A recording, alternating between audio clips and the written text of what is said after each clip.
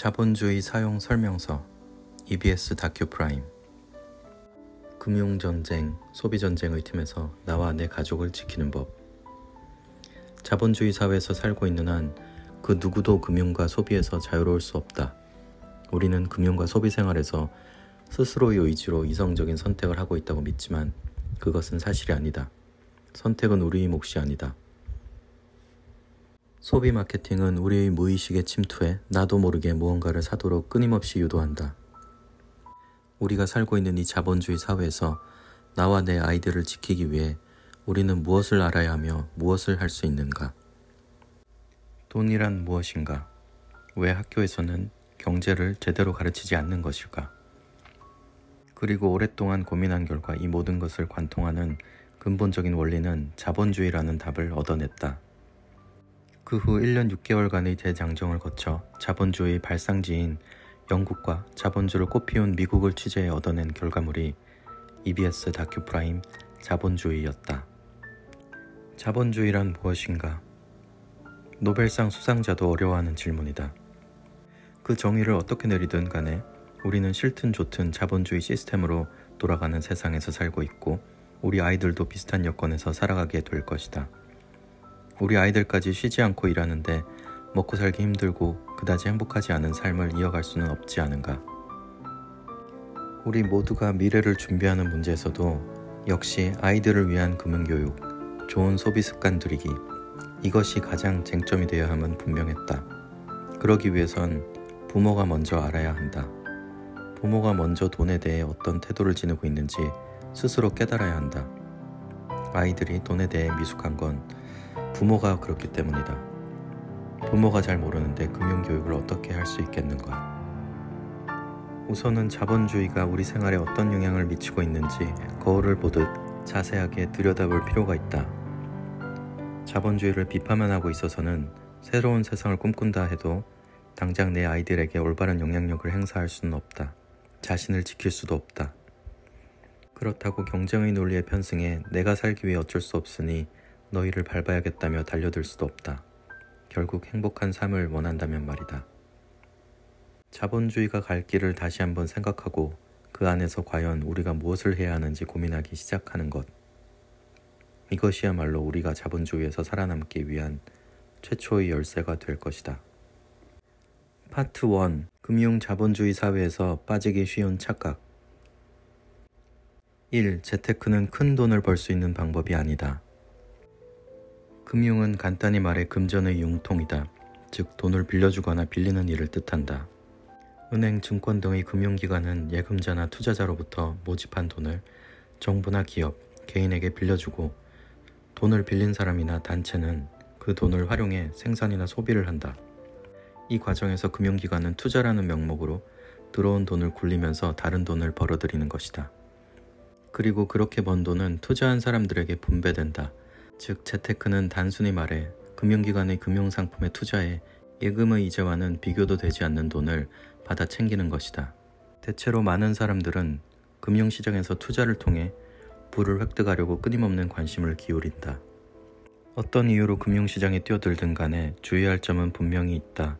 적어도 금융시장의 구성요소와 금융상품의 성격은 정확하게 파악하고 있어야 한다는 것이다. 은행 직원이 특정한 상품을 권한다면 그것은 본사의 판매 지시에 따른 것이거나 판매 인센티브가 많은 상품일 경우가 많다. 수익률이 최고이며 안전성이 좋다는 달콤한 말로 고객의 마음을 동하게 만들지만 사실은 그들 자신도 자신이 권하는 상품이 어떻게 될지는 확신하지 못한다. 금융 자본주의 사회에서 경제 기사를 읽어도 무슨 말인지 알 수 없다면 스스로를 지킬 수가 없다. 결론을 말하자면 재테크는 큰 돈을 벌 수 있는 방법이 아니다. 일정액으로 정해져 있는 자신의 수입을 합리적으로 관리하고 유지시키는 방법일 뿐이다. 운이 좋아 금융상품으로 높은 수익률을 올렸다 해도 단기간에 끝나는 것이 대부분이다. 금융 시스템이 돌아가는 원리를 알지 못한 채 피 같은 내 돈을 무지함 때문에 잃어버리는 일은 없어야 할 것이다. 경제가 어떻게 돌아가는지 정도는 알아야만 하는 이유가 바로 그것이다. 2. 금융 피해를 입어도 책임은 당신에게 있다. 금융 시스템 자체가 고객의 이익을 위해 움직이지 않는다. 또한 금융권을 감시할 메커니즘도 제대로 안 돼 있는 상황에서 현명하게 판단하지 못한 소비자들은 쉽게 피해자가 될 수 있다. 펀드는 투자자들의 자금을 모아 그 돈을 채권이나 주식에 투자해 그 수익을 나눠 갖는 금융상품이다. 즉 저축 상품이 아니라 투자 상품이기 때문에 기본적으로 위험성을 안고 있다. 게다가 고수익이 가능한 주식형 투자는 그만큼 위험도 크다. 판매자들은 고수익 상품이 저수익 상품에 비해 훨씬 위험이 크다는 것을 부각시키지 않는다. 또한 펀드 상품에는 수수료가 붙는다. 따라서 펀드 상품에 가입할 때는 판매자의 말에만 의존할 것이 아니라 나에게 알맞은 것인지 스스로 꼼꼼하게 살펴봐야 한다. 또한 주식을 매매할 때마다 지불해야 하는 매매 수수료를 염두에 두어야 한다. 내가 펀드를 사면 같은 펀드를 산 사람들의 돈이 합쳐져 돈을 보관해주는 수탁회사로 간다. 자산운용회사가 투자를 결정하면 수탁회사가 투자를 실행한다. 투자에 이익이 나면 비율대로 나눈다. 은행은 그저 판매할 뿐이거나 돈을 맡아두는 수탁자의 역할만 한다. 판매사도 수탁회사도 자산운용회사도 수수료와 보수를 떼어간다. 판매자의 유혹에 넘어가 펀드를 가입하는 건 고객의 자유지만 수익을 내기는커녕 원금까지 다 날려도 판매자나 회사가 책임을 지지는 않는다. 결과에 대한 책임은 고스란히 고객의 몫일 뿐이다. 따라서 금융상품에 가입할 땐 항상 어느 정도의 위험성은 염두에 둘 수밖에 없다. 3. 내가 주식을 사면 주가가 떨어진다. 주식은 투자 시점을 정확하게 읽어야 하며 경제 전반에 대한 공부뿐만 아니라 정치적 상황까지 꿰고 있어야 하는 것이다. 사회 경제적인 상황과 긴밀한 관계를 가지는 돈의 움직임을 읽지 않고서는 결코 자신이 원하는 수익을 낼 수 없기 때문이다. 주변 사람을 비롯해 누군가 주식으로 돈을 벌었다는 소식을 들을 때마다 나도 해보면 어떨까 하는 관심이 절로 생기게 만드는 일종의 주변 효과가 작용한다. 이런 요인들로 주식 투자에 뛰어들지만 대부분의 개미 투자자들이 이득을 얻기보다 손해만 보는 건 정보력과 판단력 부족 때문이다. 정보화 사회답게 인터넷 여기저기에 정보는 다 개방돼 있지만 진짜 중요한 정보, 돈이 되고 힘이 되는 정보는 권력과 경제력이 있는 소수의 사람들만 가지고 있으며 나머지 사람들이 그들을 따라잡는 건 거의 불가능에 가깝다. 4. 보험회사는 불안을 먹고 산다. 보험은 수익을 바라고 드는 상품은 아니다. 앞으로 닥칠 수 있는 위험을 조금이나마 방지하고자 마련하는 삶의 안전장치일 뿐이다. 보험은 크게 정액보장 상품과 실손보장 상품으로 구분되는데 이 둘을 정확하게 구분하고 있어야 한다. 실손보장 상품은 여러 개를 가입해봤자 고객이 받을 수 있는 돈은 정해져 있다. 실제 일어난 손실에 비례한 보상만 받기 때문이다. 예를 들어 병원비가 100만 원이 지출됐을 때 실손보장 상품을 1개 가입해 두었든 3개를 가입해 두었든 나오는 돈은 100만 원이다. 하지만 정액보장 상품은 여러 개의 상품에 가입해도 중복 보상을 받을 수 있다. 만약 정액보장 상품을 3개 들었다면 각 100만 원씩 총 300만 원을 받을 수 있는 것이다. 그래서 보험 상품을 선택할 때 내가 드는 보험이 실손보장 상품인지부터 체크를 해야 한다. 보험을 고를 땐 판매자의 말이나 광고의 문구에 의지하지 말아야 한다. 스스로 꼼꼼하게 약관을 살펴봐야 한다. 대부분의 재무 설계사들은 고객이 진짜 알아야 하는 중요한 사실은 말해주지 않는다. 우리는 나이가 들어서도 일을 해야 한다. 국민연금 제도가 있지만 20년 동안 월 18만 원을 내봤자 받을 수 있는 돈은 월 59만 원 남짓에 불과하다. 국민연금에 가입하지 못했던 노인들은 월 20만 원가량의 기초연금만 받게 된다. 노후복지 제도가 제대로 마련되어 있지 않는 사회에서 미래를 준비하는 책임은 오로지 개개인의 능력과 계획에만 맡겨져 있는 상황이다. 5. 내 삶의 불확실성은 국가가 책임지지 않는다. 종신보험은 말 그대로 목숨이 다할 때까지 받는 보장이다. 하지만 가입자가 살아있는 동안엔 어떤 보장도 받을 수 없다. 보험에 가입한 당사자가 죽은 후에야 그 가족들이 받는 보험이기 때문이다. 종신보험은 다른 보험에 비해서 꽤 고액의 돈을 납입해야 한다. 살아있는 동안도 아니고 죽고 나서야 받을 수 있는 보장이지만 15년에서 20년 가까이 적어도 매달 10만 원 이상을 꼬박꼬박 지불해야 하는 것이다. 종신보험 가입 후에 5년 이내에 해약하는 사람이 50%에 육박한다고 한다. 가입할 때 일시 납입 중지, 중도 인출 등의 기능이 있는지 잘 살펴보고 활용하면 좋다. 단기간에 보험 계약을 해지할 경우엔 고객이 어떤 식으로든 손해를 볼 수밖에 없는 구조다. 중간에 해약을 해버리면 원금까지도 고스란히 잃어버릴 수 있으니 경제 수준에 적합한 보험만 가입하는 게 좋다. 6. 내 집 마련을 일생의 목표로 둘 것인가? 2008년 미국에는 서브프라임 모기지 사태가 발생하였다. 서브프라임 모기지는 저소득층을 대상으로 부동산 담보대출을 해주는 것이다.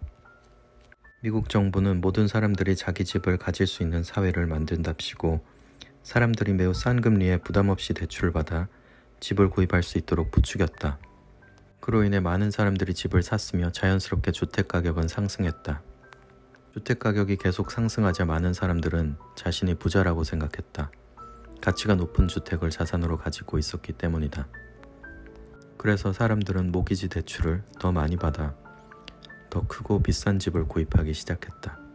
게다가 자산이 많다는 생각에 소비를 늘렸고 저축에는 별 관심이 없었다. 주택 가치가 상승해 순자산이 매년 늘어났기 때문에 저축의 필요성이 없어져 버린 것이다. 그런데 2007년부터 주택 가격이 하락하기 시작했고 시장에는 몹시 많은 주택이 매물로 나오기 시작했다. 그나마 대출금을 갚을 능력이 있으면 다행이었지만 그렇지 못한 사람들은 헐값에 집을 팔아 자신들이 살지도 못하는 집의 대출금을 갚아야 하는 신세가 되었다. 집은 집대로 잃고 빚은 빚대로 남은 것이다. 은행 대부분의 대출 자산이 부동산에 기반을 두고 있었기 때문에 부동산 가격이 하락하면 대출 자산의 담보물이 사라지는 것을 뜻했다. 은행 역시 위험한 상황에 처할 수밖에 없었던 것이다. 가계 경제가 어려워지면서 소비까지 줄어들자 경제 위기로 이어져 버렸다. 그리고 경제 위기는 금융위기로 번져 미국뿐 아니라 전 세계를 금융위기에 빠뜨리는 상황까지 확산돼 버렸다. 그런데 주식시장 가치의 2%에 불과한 모기지 시장의 붕괴가 어떻게 이처럼 세계 금융위기로까지 번지게 된 것일까? 이 위기의 중심에는 연방저당권협회와 연방주택대출저당공사가 있다. 두 금융기관은 모기지 대출을 사들여서 은행이 더 많은 대출을 해줄 수 있게 도왔다. 이는 곧 두 기관이 스스로 주택 거품을 일으키는 엔진이 된 것과 같다. 그와 동시에 두 기관은 자기 자본에 비해 차입금이 지나치게 많아지게 되었다. 자산보다 30에서 40% 높아진 차입금으로 결국 파산하면서 세계 경제에도 큰 타격을 입혔다. 미국은 신용등급이 낮은 사람도 대출을 해주었고 글로벌 금융회사들은 그걸 또 채권으로 만들어서 전 세계에 팔았다. 두 기관이 파산한 후엔 엄청난 오버행이 발생했다. 오버행은 유가증권과 통화, 원자재 등의 공급 과잉을 일컫는 말로 주식시장에선 언제든지 매물화할 수 있는 대량의 대기 물량을 뜻한다.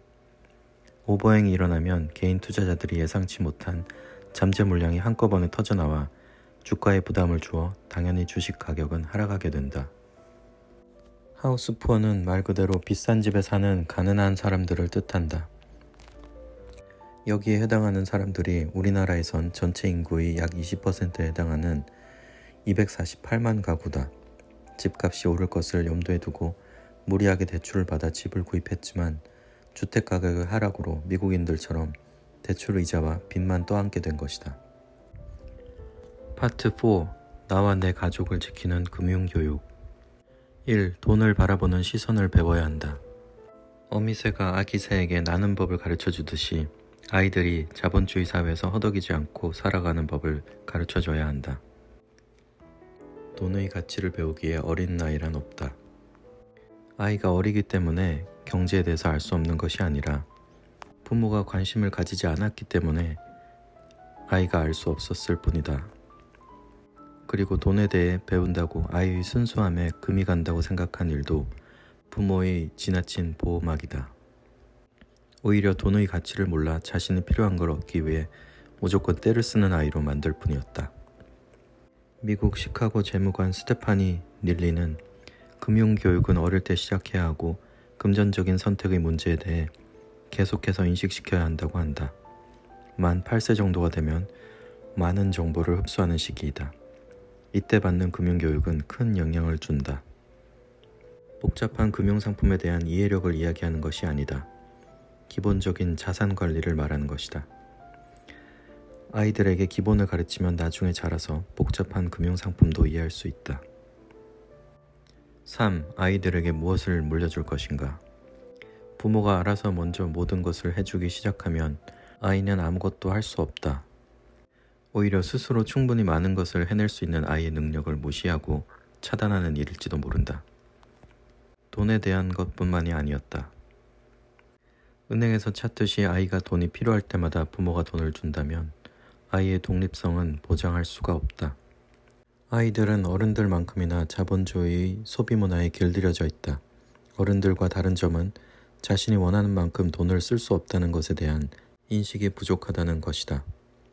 아이들은 돈이 있으면 그것을 전부 써버리거나 갖고 싶은 것을 가지지 못했을 때 투정을 부린다. 따라서 아이들과 돈을 주제로 대화를 나눌 땐 가계 경제에 대해서도 솔직하게 이야기하는 편이 좋다. 그래야 아이도 아이 나름대로 자신이 쓸 수 있는 돈이 어느 정도인지, 그리고 한정된 돈을 어떻게 사용해야 하는지 등에 대한 계획을 세울 수 있다. 만약 언제든 원할 때마다 부모에게 돈을 받을 수 있다고 생각한다면 계획 따위는 세우지 않을 것이다. 아이들이 필요할 때마다 돈을 주는 것보다 주기적으로 용돈을 주거나 아이 이름으로 만든 통장을 스스로 운영해 보도록 하는 것이 아이들의 경제관념 형성에 도움이 된다. 미국의 시카고 공립학교에서는 한 발 더 나아가 금융교육의 일부로 신용카드와 빚에 대한 개념도 가르치고 있다. 돈을 저금하거나 쓸 수도 있지만 당장 손에 쥔 돈이 없을 경우엔 신용카드로 빚을 질 수도 있다는 걸 설명해 준다.